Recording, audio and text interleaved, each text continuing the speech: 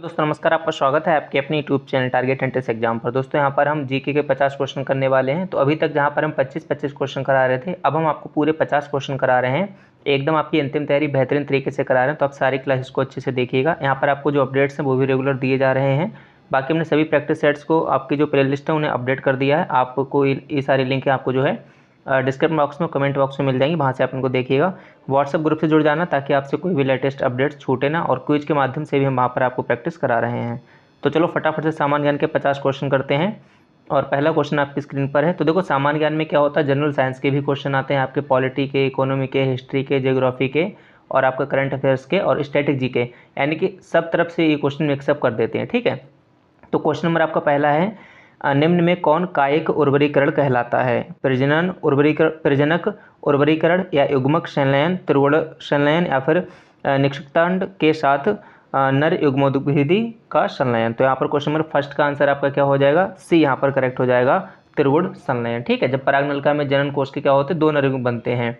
तो इनमें नर युग्मकों में से क्या होता है, एक नर आपका युग्मक हो जाएगा और अंडकोश से संयुक्त होकर आपका डिप्लॉयड युग्मजन का जो है निर्माण करता है। तो यहाँ पर क्वेश्चन नंबर फर्स्ट का आपका सी कुल मिलाकर सही हो जाएगा, त्रिगुण संलयन। फिर यहाँ पर क्वेश्चन नंबर आपका सेकंड है, मटर में विपरीत लक्षणों वाले कितने युग्मों का मेंडल ने चयन किया था? यहाँ पर आपको पता है मेंडल ने मटर के ऊपर प्रयोग किया था, तो उन्होंने कितने युग्मों का जो है चयन किया था? 7, 3, 4 या फिर 2। तो मेंडल ने क्या किया था अपने प्रयोग के लिए, जो विपरीत लक्षण वाले कितने युग्मों का चयन किया था? 7 किया था, जो कि आपके प्रभावी और अप्रभावी दोनों रूप से यहाँ पर संबंधित थे। तो यहाँ पर करेक्ट आंसर आपका ए बिल्कुल सही हो जाएगा। क्वेश्चन नंबर आपका थर्ड है, निम्नलिखित में से किसे एषद पुष्प कहते हैं? एषद पुष्प का मतलब क्या होता है? फिलोसफर वूल जिसे कहा जाता है। तो यहाँ पर जैसे मतलब अगर आप उसे जलाओगे तो क्या होगा, हवा में जो है सफ़ेद मतलब ऊन नहीं होती ना, उस तरीके से आपको जो है वहाँ पर अवशेष दिखाई देंगे। तो इसमें से कौन सा हो जाएगा? Zinc chloride, zinc oxide, zinc nitrate या जिंक ब्रोमाइड। थर्ड का ऑप्शन आपका बी सही हो जाएगा, जिंक ऑक्साइड। क्वेश्चन नंबर आपका 4 है, हम दलदली सड़क पर क्यों फिसलते हैं ना, कीचड़ वगैरह होती है वहाँ पर आप फिसल जाते हैं, तो ऐसा क्यों होता है? गुरुत्वाकर्षण बल के कारण, अपेक्षित वेग के कारण, घर्षण की कमी या घर्षण की अधिकता। तो वहाँ पर क्या होता है, घर्षण की कमी होती है जिसके कारण फिसलन हो जाती है।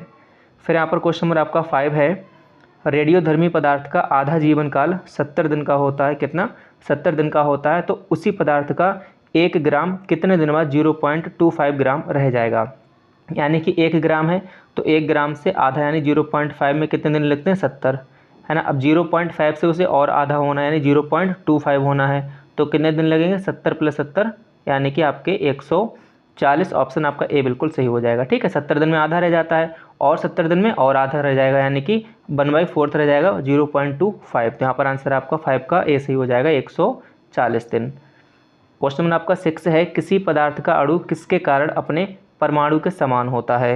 द्विपरमाणुक अणु, बहुपरमाणुक अणु, एक परमाणुक अणु या फिर आपका त्रिपरमाणुक अणु। तो उसमें क्या होगा, एक अणु होगा उसमें एक ही प्रकार के आपके मतलब एटम्स होंगे, परमाणु होगा, तो उसे एक परमाणुक अणु कहेंगे, यानी ऑप्शन आपका सी बिल्कुल करेक्ट हो जाएगा। बेसिक्स यहाँ पर केमिस्ट्री का यूज किया गया है।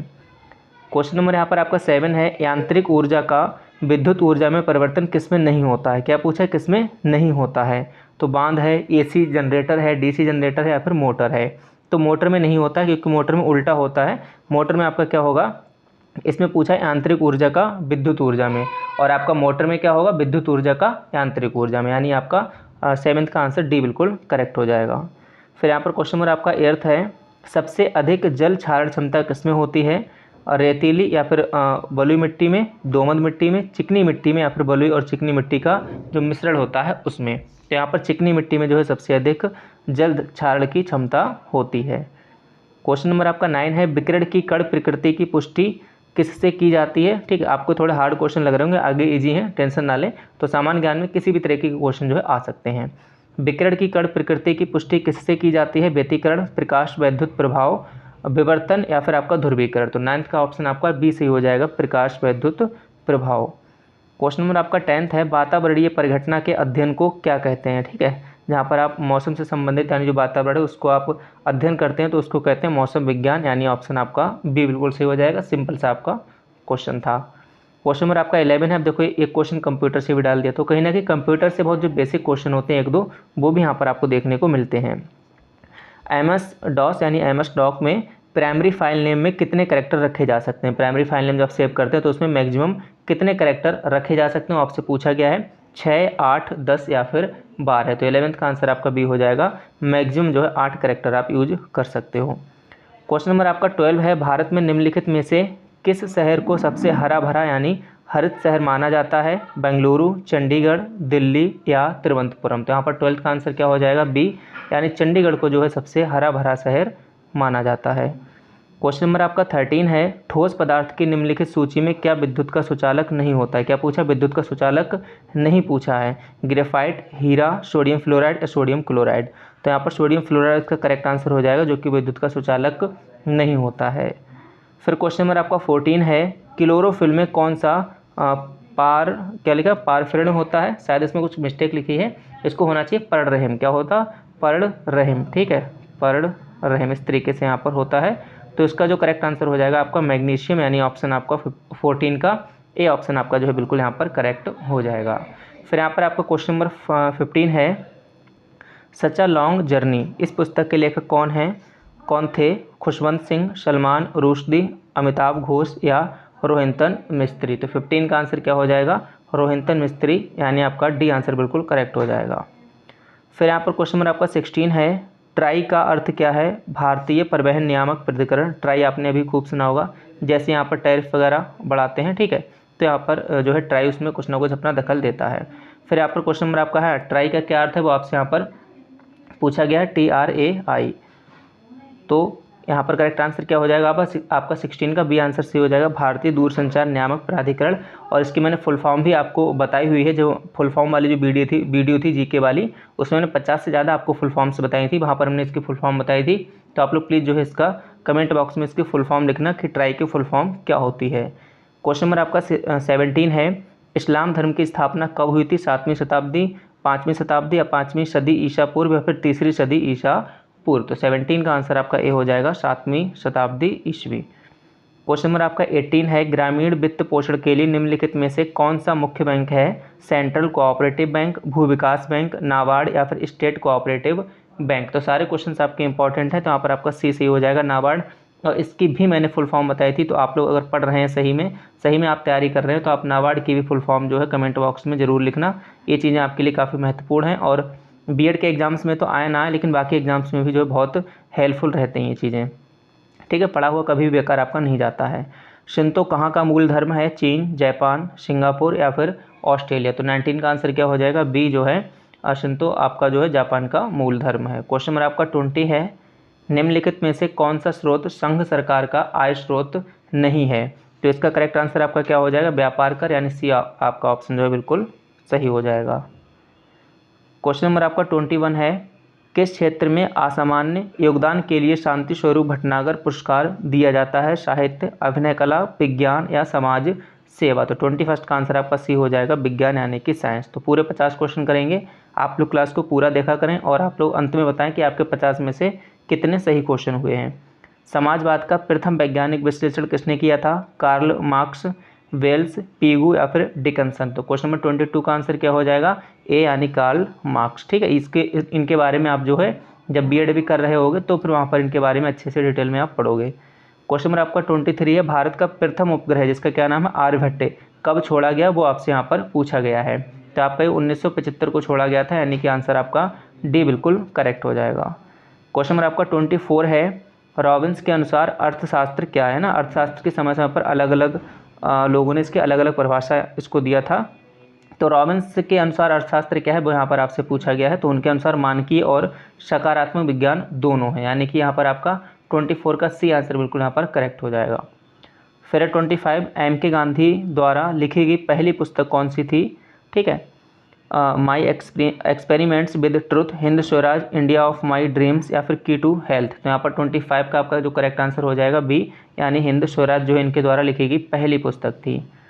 26 है, भारत में कौन सी प्रणाली है, संसदीय या फिर राष्ट्रपति शासन, अर्ध राष्ट्रपति शासन प्रणाली या बहुव्यक्ति कार्यपालिका प्रणाली। तो 26 का आंसर आपका ए हो जाएगा, संसदीय प्रणाली हमारे यहाँ जो है इस टाइम है।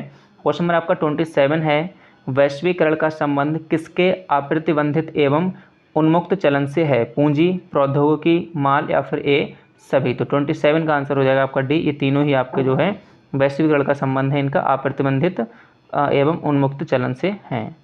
क्वेश्चन नंबर आपका 28 है, भारत के निम्नलिखित में से किस शहर को कभी भी सूरज की ऊर्ध्वाधर किरणें प्राप्त नहीं होती या फिर नहीं मिल पाती हैं? चंडीगढ़, रामेश्वरम, मुंबई या फिर कलकत्ता यानी कोलकाता। तो 28 का आपका जो करेक्ट आंसर हो जाएगा चंडीगढ़ यहाँ पर हो जाएगा। क्वेश्चन नंबर आपका 29 है, सदन में राष्ट्रपति के विरुद्ध महाभियोग प्रस्ताव पास करने के लिए कितने सदस्यों का समर्थन जो है जरूरी है या फिर कितने सदस्यों का समर्थन होना चाहिए?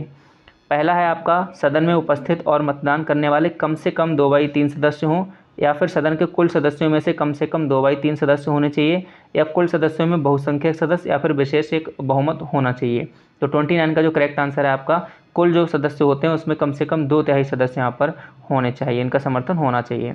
30 है आपका, जिस स्थान पर भूकंप आता है ठीक उस स्थान को क्या कहते हैं? केंद्र, क्रोड या कोर, उत्केंद्र या फिर आपका ध्रुव। तो क्वेश्चन नंबर 30 का आंसर क्या हो जाएगा, उसे क्या कहोगे आप? सेंटर यानी केंद्र कहोगे। क्वेश्चन नंबर आपका जो है 31 है, आर्यों ने मनुष्यों के जीवन को 4 किस चीज़ में विभाजित किया है? 4 कालावधि में, 4 समुदाय में, 4 अनुशासन में या फिर 4 आश्रम में। तो यहाँ पर आपका डी आंसर सही हो जाएगा, 4 आश्रम में विभाजित किया है। अब यहाँ पर क्वेश्चन नंबर आपका 32 है, भारत में कौन सा राज्य महत्वपूर्ण ताम्र उत्पादक राज्य है? ठीक, ताम्र मतलब वही तांबा, आपको इसके बारे में पहले बता चुके हैं। तो यहाँ पर 32 का आंसर क्या हो जाएगा? बी आंसर सही हो जाएगा, राजस्थान। फिर यहाँ पर आपका 33 है, और बाकी जो प्रीवियस ईयर क्वेश्चन है इनको आप ध्यान से ले लो, अंतिम समय में आने की बहुत कम टाइम बचा हुआ है, 1 जून को आपकी परीक्षा है। तो आप प्रीवियस ईयर पेपर लेकर आपको क्या होगा पूरा आइडिया लग जाए किस प्रकार के क्वेश्चन आते हैं। और रीजनिंग हिंदी के तो कई बार क्वेश्चन रिपीट भी होते हैं। तो मात्र 39 रुपीज़ की बात है, इनको पेमेंट करके आप ले लीजिएगा। ये हमारा नंबर है, इस पर आप मैसेज कर देना, ठीक है, 7409351793। अब यहाँ पर क्वेश्चन नंबर आपका 33 है, गांधी जी ने करो या मरो का मंत्र कब दिया था, या फिर करो या मरो का नारा कब दिया था, वो यहाँ पर आपसे पूछा गया है। तो जब भारत छोड़ो आंदोलन था तब इन्होंने जो है दिया था 1942 में, यानी कि क्वेश्चन नंबर आपका 33 का ऑप्शन आपका सी बिल्कुल सही हो जाएगा। 34 है आपका, निम्नलिखित में से किस युग्म को सही मिलाया गया है ना, किस युग्म को सही मिलाया गया? आपसे क्या पूछा? सही वाला बस आपसे पूछा। भारतीय पुरातत्व सर्वेक्षण कोलकाता, भारतीय पेट्रोलियम संस्थान मुंबई, इंटीग्रल कोच फैक्ट्री पैराम्बटूर या फिर भारतीय सर्वेक्षण देहरादून। तो आपसे क्या पूछा? सिर्फ सही वाला पूछा गया, तो इसका आंसर डी हो जाएगा, भारतीय सर्वेक्षण जो है देहरादून।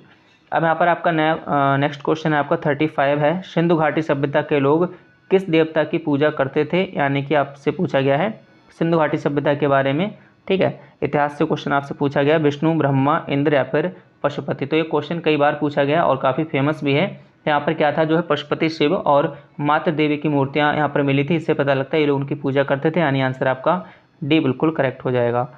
फिर आपका ये कौन सा था? 35 था। फिर यहाँ पर आपका 36 है, डेंगू किससे फैलता है? घोड़े, फलमक्खी या मच्छर, तितली। तो ये तो भाई सबको पता है डेंगू किससे फैलता है? मच्छरों से, यानी ऑप्शन सी बिल्कुल सही हो जाएगा। जॉन ऑफ आर्क की मृत्यु कैसे हुई? धर्मद्रोही विधर्मी मानकर जलाने से, कत्ल किए जाने से, बीमारी होने से या फिर चोट लग जाने से। तो यहाँ पर 37 का जो राइट आंसर है आपका ए हो जाएगा, धर्मद्रोही या फिर विधर्मी मानकर जलाने से। 38 है आपका, डीएनए नाइट्रोजन आधार के किस कारण से जो है आरएनए से भिन्न होता है? एड्रिनाइन, कानाइन, साइटोसाइन या फिर थायामीन। तो यहाँ पर आपका जो करेक्ट आंसर है 38 का डी सही हो जाएगा, थायामीन, ठीक है। केमिस्ट्री वाले अगर आप हो तो आप इसको समझ पा रहे होगे, बाकी बायोलॉजी में डीएनए आरएनए अच्छे से पढ़ाया जाता है। क्वेश्चन नंबर आपका 39 है, कनिष्क किसका पृष्ठपोषक था? यानी जो भी आप क्वेश्चन पढ़ रहे होते हो अपने बीएससी एमएससी में या फिर ग्रेजुएशन पोस्ट ग्रेजुएशन में, तो वहाँ पर भी जो चीज़ें होती हैं ना जिनसे आप सीखते हो वो कहीं ना कहीं आपको आगे जाके काम में ही आती हैं। इसीलिए आप जो भी कर रहे हो, जो भी कोर्स कर रहे हो, आप लोग उन सभी को अच्छे से पढ़ा करो, कहीं ना कहीं आपको वो जरूर काम में आएंगी चीज़ें।